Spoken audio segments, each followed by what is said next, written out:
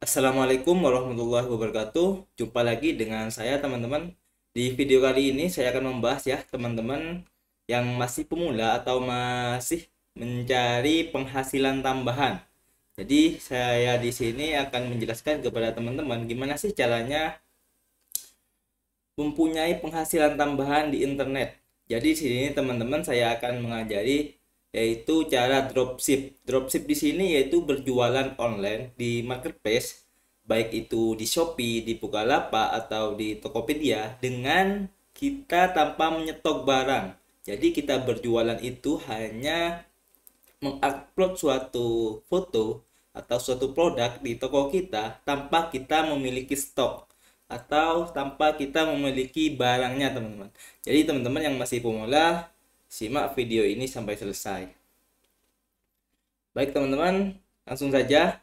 Di sini teman-teman yang mau berpenghasilan atau mempunyai omset ya, minimal lah 26 juta per bulan atau misalkan 10 juta, 5 juta atau 20 juta ke atas, teman-teman bisa pakai cara dropship teman-teman. Jadi teman-teman yang masih belum bekerja atau masih sudah bekerja tapi mau berpenghasilan tambahan, teman-teman bisa mencoba dropship di sini. Dropship di sini yaitu berpeluang sangat bagus sekali teman-teman untuk di tahun 2022 sini.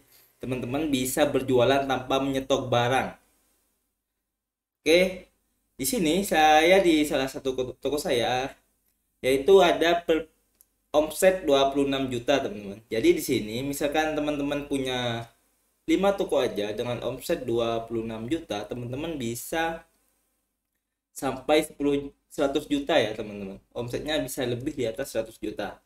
Bayangkan teman-teman, misalkan dari satu toko aja omsetnya 5 juta atau 10 juta dan teman-teman punya banyak toko, maka kemungkinan besar penghasilan teman-teman juga semakin banyak. Oke, untuk di awal teman-teman yang masih pemula di sini, teman-teman kan bingung, gimana sih Mas caranya untuk dropship? Oke, saya ajari yang pertama ya teman-teman. Hal yang pertama, teman-teman siapkan yaitu mencari supplier. Supplier itu apa Mas? Supplier itu yang menyediakan produk atau seorang toko atau gudang yang berjualan juga, baik itu di Shopee, di Bukalapak, di Tokopedia, yang bisa kita dropshipping.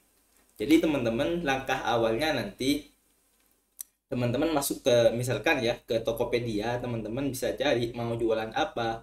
Misalkan produk fashion atau elektronik, teman-teman bisa cari produknya. Nanti teman-teman bisa bertanya kepada toko yang menjual produk tersebut. Misalkan nanti teman-teman bisa bertanya apakah produknya ini bisa di dropship gitu ya teman-teman. Jadi nanti teman-teman cari produk yang teman-teman ingin mau dijual lagi di online. Jadi teman-teman nanti yang pertama cari suppliernya dulu. Kategori atau kriteria suppliernya itu yang bagus gimana Mas? Oke, yang pertama yaitu bisa resti otomatis. Nanti teman-teman setelah ngechat apakah produk ini bisa di dropship, teman-teman langsung tanya juga apakah supplier di sini bisa resi otomatis. Jadi teman-teman nanti tanyakan ya, apakah supplier di sini bisa resi otomatis atau tidak. Kalau bisa resi otomatis, maka teman-teman bisa list dulu supplier ini bisa resi otomatis. Terus yang kedua, responnya cepat. Jadi teman-teman nanti dicek apakah respon dari supplier ini cepat atau tidak. Kalau cepat, maka supplier tersebut semakin bagus kita ambil teman-teman. Jadi misalkan resi otomatis sudah oke, teman-teman bisa di checklist. Dan responnya sudah cepat, teman-teman bisa checklist juga.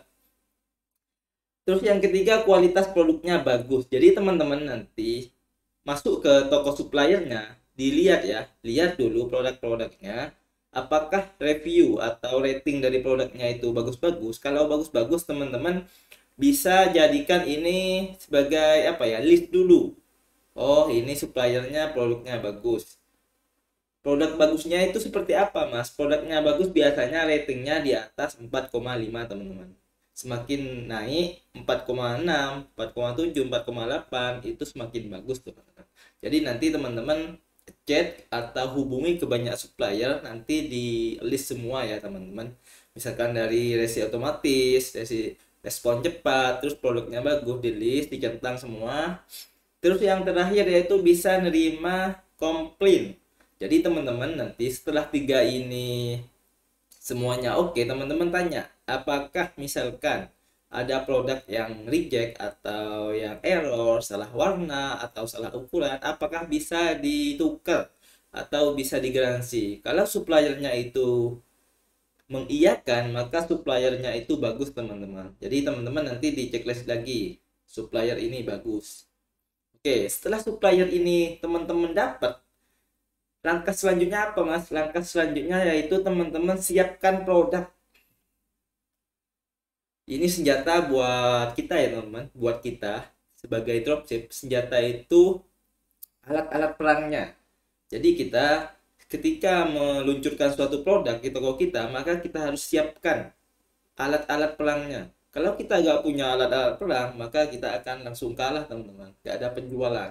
Jadi yang pertama yaitu foto produk. Jadi teman-teman setelah suppliernya dapat, teman-teman bisa download atau simpan foto produknya. Tiap produknya itu disimpan, terus nanti teman-teman diedit ya. Oke, foto produknya diedit atau dipercantik. Istilahnya lebih gampangnya dibedakan lah sama supplier. Misalkan supplier jualan sepatu, terus backgroundnya supplier itu putih ya, putih polos. Putih polos, nanti teman-teman diedit. Apakah dikasih warna merah atau dikasih bingkai, itu intinya teman-teman fotonya harus beda dengan supplier. Dan harus lebih bagus teman-teman. Karena apa? Karena kita dropship teman-teman. Jadi teman-teman, dropship di sini kan tidak punya stok. Maka nantinya kita harus berperang dengan apa ya? Dengan cara misalkan foto produknya diperbagus. Itu untuk apa mas? Untuk menarik customer atau pembeli lain mengklik produk kita dan belanja di toko kita teman-teman. Jadi foto produk ini penting sekali ya teman-teman. Terus yang kedua video produk. Jadi teman-teman nanti setelah upload produk, teman-teman harus kasih video. Video di sini bisa video review atau video buka paket, terserah ya teman-teman. Biasanya kalau suppliernya itu bagus, biasanya di tiap produknya itu ada video produknya. Nanti teman-teman bisa edit lagi videonya atau bisa buat yang lebih menarik lagi teman-teman. Untuk apa video ini mas? Video ini untuk menambahkan kepercayaan atau trust dari pembeli. Misalkan pembeli masuk ke toko kita dan foto produknya kita bagus, otomatis kan pembeli mengklik produk kita. Setelah pembeli mengklik produk kita, maka otomatis yang pertama video akan muncul teman-teman. Ketika video itu akan muncul, maka kalau video itu bagus, kemungkinan besar si customer atau pembeli itu akan lebih tertarik atau lebih percaya dengan toko kita. Itu ya fungsi dari video sendiri. Yang ketiga yaitu judul produk teman-teman. Jadi nanti teman-teman, misalkan judul produknya dari si supplier itu masih kurang maksimal. Masih kurang maksimal itu gimana mas? Masih kurang maksimal itu masih belum tertarget teman-teman. Jadi nanti teman-teman setelah sebelum mengupload suatu produk, teman-teman harus meriset judulnya. Judul yang potensial, judul yang kita bisa menangkan teman-teman. Jadi fungsi dari kita dropship di sini kita harus mengetahui celah atau kelemahan dari kompetitor kita.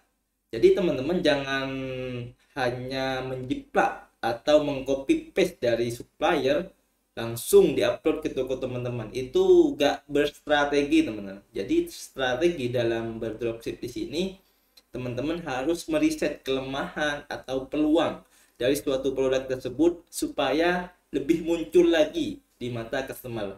Dengan cara apa? Dengan cara yaitu judul produknya kita harus riset teman-teman. Yang terakhir yaitu deskripsi produk. Jadi deskripsi produk yaitu menjelaskan detail-detail produknya secara singkat dan padat teman-teman. Jadi nanti teman-teman bisa memilih kata-kata yang singkat, yang padat, yang tidak bertele-tele ketika mengupload suatu produk. Jadi teman-teman itu saja ya dua kunci untuk pemula yang masih mau memulai atau masih mau memiliki omset atau penghasilan tambahan dari dropship. Jadi yang pertama, saya ulangi lagi, yang pertama yaitu menentukan suppliernya dulu. Setelah supplier dapat, teman-teman bisa siapkan alat tempurnya, yaitu produk.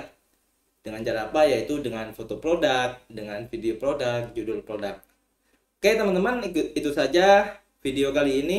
Kalau teman-teman mau lanjut atau mau menjelaskan tentang gimana mas caranya edit foto atau judul produk atau buat video produk, teman-teman bisa komen ya di kolom bawah ini, bisa komen teman-teman mau materi apa, nanti saya buatkan buat teman-teman.